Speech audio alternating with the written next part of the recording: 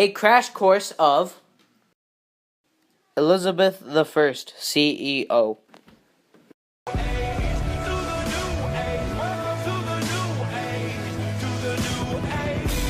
Seek the wisdom of others. Number 61, page 117. Elizabeth's great accomplishments were not all just her ideas. Her inner circle of confidence and advice was a major player. Elizabeth always made sure to have her privy council's input.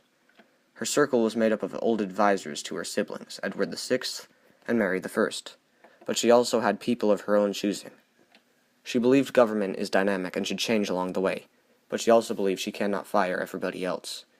This blended the old blood with the new blood for a balanced force in her circle. Elizabeth would never ignore their input, and they always helped her make her decisions. This group of trusted advisors helped her become one of the greatest English rulers of all time.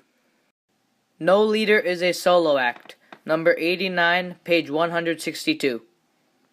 We learn that many of her achievements were not just her own, but others as well. She relied upon many people to do her will. One of these many people was a man by the name of Sir Francis Drake. Drake was greatly trusted by Elizabeth and completed several different expeditions. The Spanish was challenging Queen Elizabeth's country, and Drake was a major help. Sir Francis Drake committed many acts of piracy against Spain for Queen Elizabeth. He raided many different Spanish supply and cargo ships, which greatly affected and put them at a disadvantage. He captured some Spanish ports in the New World and sabotaged villages and small towns being made in the Americas. Without Drake, Elizabeth would have to face the entire powerful country of Spain with the disadvantage and would surely lose control of England. The man in charge is not one man.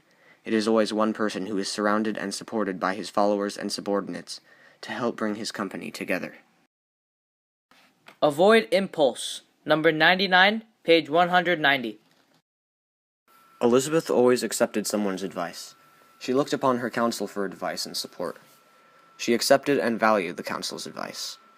When Mary, Queen of Scots, fled to England and asked Elizabeth for help, she was in a complex crisis. She could have easily executed her and had a quick fix for the problem arising. However, the Queen thought hard, waited her decision out, and did not act suddenly. Instead of answering immediately, Elizabeth took time to ponder the advantages and disadvantages. With plenty of patience, great leaders do not act without thought on a big decision, because it will come back to haunt them later. This lesson that Elizabeth portrayed during her rule, avoiding impulse, is quite important.